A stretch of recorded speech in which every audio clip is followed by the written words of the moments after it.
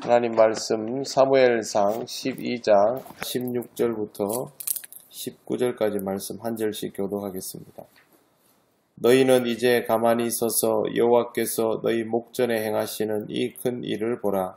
오늘은 내가 여호와께 아뢰오니 여호와께서 너희와 비를 보내사 내가 왕을 구하니 곧 여호와의 목전에서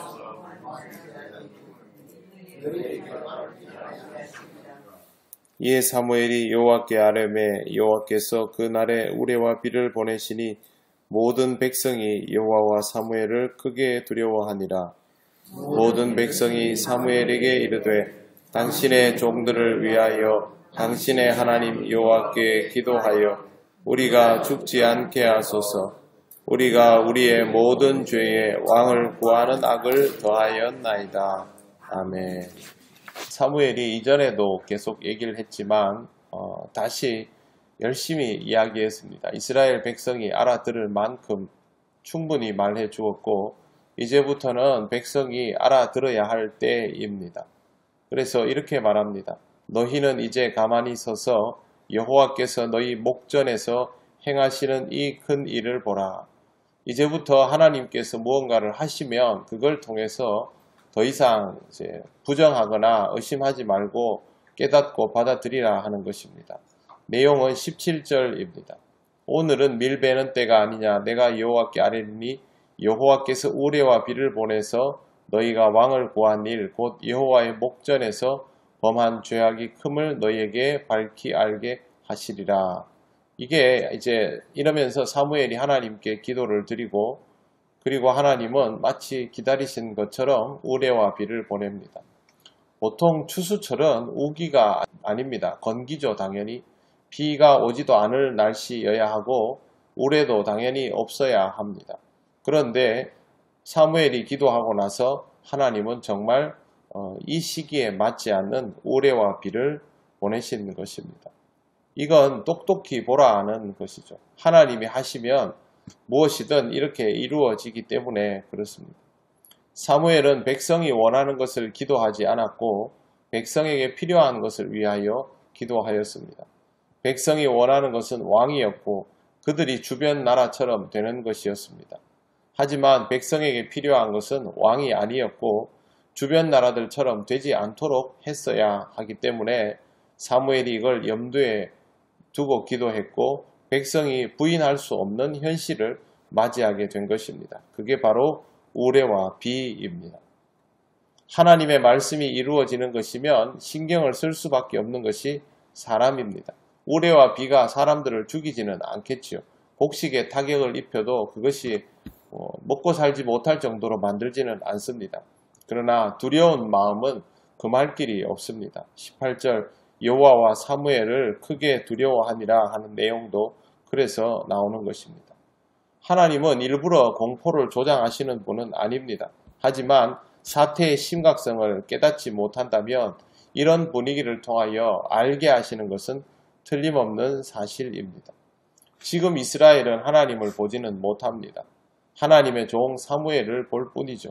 하지만 사무엘의 말과 행동만으로도 하나님을 알아차리는 데는 전혀 부족함이 없습니다. 그러면 그 다음부터는 순종하고 따라야 합니다. 19절 모든 백성이 사무엘에게 이르되 당신의 종들을 위하여 당신의 하나님 여호와께 기도하여 우리가 죽지 않게 하소서. 우리가 모든 죄에서 왕을 구하는 악을 더하였나이다. 백성은 지금 사무엘에게 말하죠. 사무엘이 중간에 있으니까 그렇게 하는 것입니다. 하지만 사무엘이 없는 상태에서 백성이 이 말을 한다면 그건 말이 아니라 기도가 될 겁니다. 그럴 수밖에 없지 않습니까? 중간에 역할이 없기 때문에. 사실상 기도하듯 사무엘에게 청한 것이 있는데 그게 뭐냐면 살려달라는 것이죠. 우리가 우리의 모든 죄에서 죄의 왕을 구하는 악을 더하였나이다. 두 가지를 알았습니다. 이스라엘 백성은 하나님 앞에서 죄인이라는 것 그리고 죄인인 상태에서 죄를 한 가지 더 했다는 것 이 두 가지를 알았습니다. 그게 왕을 달라고 한 것입니다. 하나님께서 그동안 수도 없이 말씀하셨고 이스라엘은 깨달아야 하는 것을 깨닫지 못했기 때문에 결국 이렇게 보여주시기까지 했습니다. 우리는 현상을 통해서 신앙생활을 이어가지는 않습니다만 현상을 무시할 수는 없습니다. 어떤 일들이 일어나면 그것을 통하여 유추하여 하나님의 섭리와 역사를 깨달아야 하는 것이죠. 하나님이 일부러 코로나19를 일으켜서 우리로 하여금 고통을 맛보게 하고 죽게 하고 그렇게 한다고는 생각지 않습니다. 그러나 하나님께서 우리가 죄를 짓기 시작하면 그 죄를 돌이키지 않으면 어떤 결과에 이어지도록 이 세상을 섭리하시고 역사하시는 것은 틀림없는 사실이죠. 결국 우리가 부인할 수 없는 것처럼 경험하는 모든 일들은 다 인간의 자충수입니다. 그러면 이런 현상들을 볼 때마다 우리는 깨달아야죠. 우리는 죄인입니다. 그리고 그 죄 위에 또 죄를 쌓아 올리는 사람입니다. 그렇게 깨달아야 합니다. 오늘 뉴스에 보니까 중국계 의사가 코로나 관련 중요한 발견을 했는데 갑자기 총에 맞아 죽었습니다. 미쳐가는 것이죠. 마스크 썼다고 그거 마스크 쓰고 구멍 뚫어가지고 있어가지고 마스크 똑바로 쓰라 하니까 총을 쏘는 그런 사람들입니다. 이성이 마비되는 것이죠. 그럴 때가 아닙니다.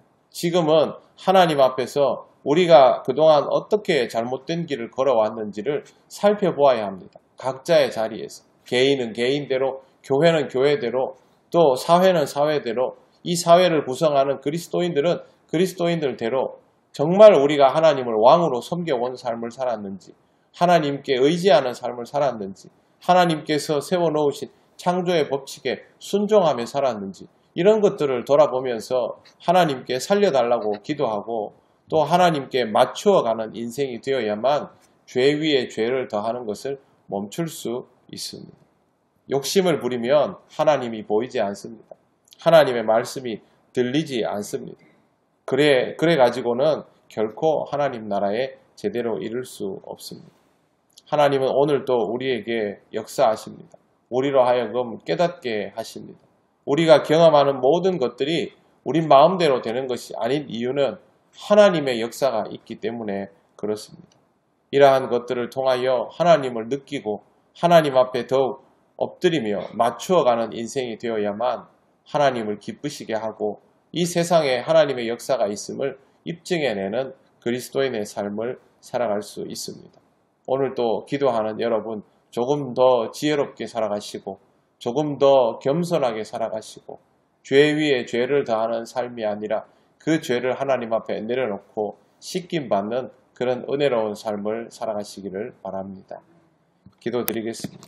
거룩하신 하나님 아버지, 하나님의 은혜로 살아가는 우리가 우리의 죄 위에 죄를 더하지 않도록 붙들어 주시고 인도하여 주시기를 원합니다. 이스라엘 백성이 가졌던 그 어리석음이 우리에게는 없게 하시고 오늘도 하나님 앞에서 지혜롭고 겸손한 하루가 되게 하옵소서. 예수님 이름으로 기도드립니다. 아멘.